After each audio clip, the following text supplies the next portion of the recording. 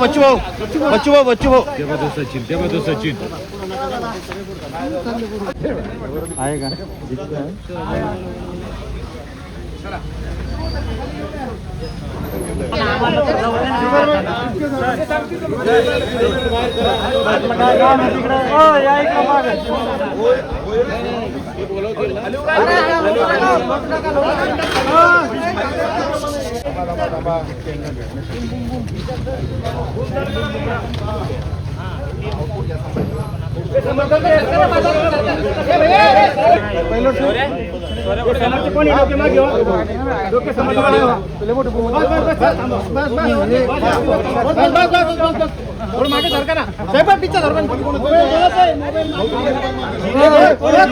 नाही, त्यांची तब्येत बरोबर नाही आहे, ताप आहे. फक्त आम्ही भेट घेतली. नंतर चर्चा करायला येऊ.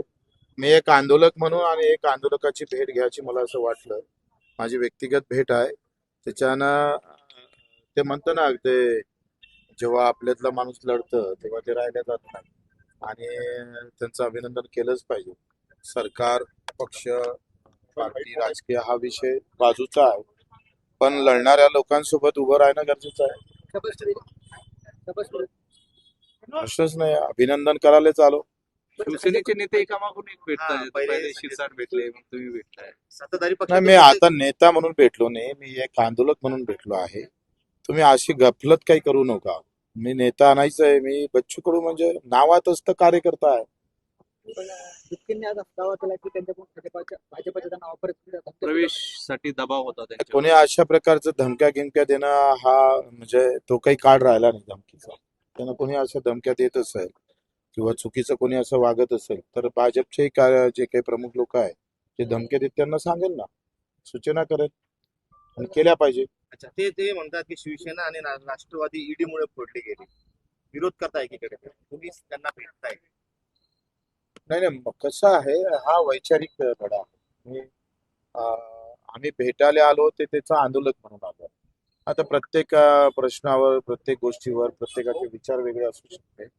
त्याच्यानं तुम्ही तसं म्हटलं म्हणजे असं तुम्ही करू नका, असं काही विटाळ थोडं असते की राजकारण. त्यांची वैचारिक भूमिका असते दिसते. वैचारिक भूमिका वेगवेगळ्या असल्या, तुम्ही सांगा आता 24 पक्षाचं सत्ता केंद्र आहे, म्हणजे एका विचाराचे आहे का ते?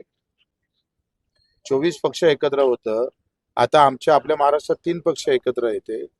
अगदी वैचारिक लढाई अलग गोष्ट आहे, सत्ता वेगळी गोष्ट आहे. महाराष्ट्रामध्ये पण आंदोलन करणार असं म्हटले. ते नीट पेपर फुटलेला आहे, सीटी. मला असं वाटतं का जे वाईट होत असत तर त्या सगळ्या संदर्भात आंदोलन करणं काही गुन्हा नाही आहे.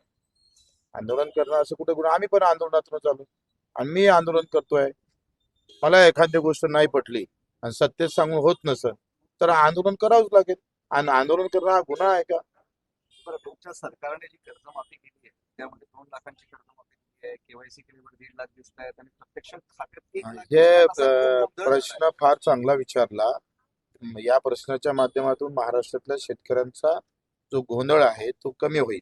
पहिली गोष्ट काय आहे का, ज्या मध्यवर्ती बँक आहे त्याला हेअर कट लावला नाही, राष्ट्रीयकृत बँकला लावला. कारण ज्या कमजोर बँक आहे त्यांना सरसगट हे केलं आहे, म्हणजे पूर्ण पैसे सरकारनं भरले. राष्ट्रीयकृत बँकमध्ये काय केलं, मुद्दल आता सरकारनं भरणार आणि ज्याच्यावरचं व्याज आहे ही राष्ट्रीयकृत माफ करणार. त्यानं मुद्दल दिसतं, यादीमध्ये काय येतं, मुद्दल दिसतं. आता व्याज का दिसत नाही, कारण ते बँक माफ करणार आहे, त्याच्यानं पैसे पूर्णच माफ होईल. पण गोंधळ नाही, लक्षात घ्या. कुठं काही तसा एकंदरीत सर्क्युलर काय आहे का, मुद्दल सरकार भरेल आणि त्याच्यावरचं व्याज आहे ते बँक माफ करेल, म्हणजे सगळंच माफ होईल. बँकेने फक्त असं सांगितलं व्याज तुम्हाला भरावंच लागेल.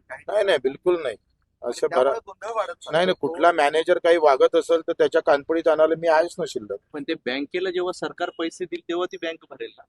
नाही, असं नाही आहे. तुम्ही लक्षात घ्या का, हा विश्वासाची गोष्ट आहे ना.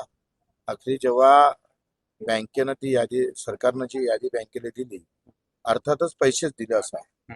त्यानं असं कुठं झालंय का बाबा यादी दिली आणि सरकारनं पैसे दिले नाहीत, तर तसे छत्रपती शिवाजी महाराज आणि महात्मा फुले मधले काही नावं सुटले होते. ते काही 60-65 कोटीची तरतूद आता होणार आहे, त्यांना ते दिल्या जाणार आहे, तर काही अडचणीत येणार नाही. मूळ मुद्दा समजून घ्यायची गोष्ट अशी आहे का असं कुठं होत असेल का मूळ रक्कम माझी कर्ज माझ्यावरचं 2 लाख आहे पण यादीमध्ये फक्त 1.5 लाख दाखवतं तर हे त्याचं 1.5 लाख माफ होईल असं नाही त्याचं पूर्णच माफ होईल. आगामी काळात इथल्या शेतकऱ्यांसाठी सुद्धा आंदोलन उभं करणार आहेत. तुम्ही सुद्धा चांगली गोष्ट आहे. मला असं वाटतं का शेतकरी हा विषय एका राज्याचा नाही पूर्ण देशाचा विषय आहे कारण जे पण धोरणं होतात ते केंद्र स्तरावर होते आणि त्याच्यामुळं तोही निर्णय अखेरी जे कमी आहे आंदोलन म्हणजे काय तर कमी आहे ते सरकारला दाखवून देणे तो आळसा दाखवून देणे आणि ते दाखवणं म्हणजे चूक आहे का फक्त आता कोणी सत्तेतले माणसं मी आता विधान परिषदमध्ये गेलो मी विधान परिषदमध्ये दाखवतो जे विधान परिषदमध्ये नाही या खासदार नाही आम्हाला ते रस्त्यावर येऊन दाखवतोय मला तुम्ही मीडियावालेले तुम्हाला मला हे समजत नाही आंदोलन म्हणजे गुन्हेगार म्हणजे तुम्ही असं त्याला गुन्हेगार करून टाकले का असं करणार काय तसं करणार काय असं होणार का मग तुम्ही अडचणी देणार का आंदोलन करणार गुन्हेगार गुन्हेगार कसा असू शकतो नाही, आंदोलन कसं तुम्ही आहे? एवढा संकोच कसं विचार आहे? का करता ते आंदोलन करताय आणि तुम्ही सत्ताधारी आहे आणि आंदोलकामुळे नेहमी म्हणजे सत्ताधारीच अडचणीत येतात म्हणून हा तुम्ही प्रश्न सांगा तुम्हाला तुम्ही विचारला. एक सांगा अडचणी हा विषय अलग आहे आंदोलकाला एखादा आंदोलन सोडण्यासाठी आखरी चर्चा महत्वाची असते का नाही मग एखादा आंदोलन आणि सत्तेधारी एकत्र येतात मग त्याचा अर्थ हा चर्चेचा मार्ग म्हणावा. नाही चर्चा संपलंय आंदोलन आता ते राजीनामा झाला माझा असा विचार आहे का ते आता यंत्रणा मजबूत झाली पाहिजे कारण परीक्षा ह्या सत्व तत्व सगळे वापरूनच झाल्या पाहिजे कुठल्याही परीक्षेकर्त्याला असं वाटलं नाही पाहिजे का माझ्याजवळ पैसा आहे लक्ष आहे म्हणून मी लागू शकत नाही असं होता कामा नये.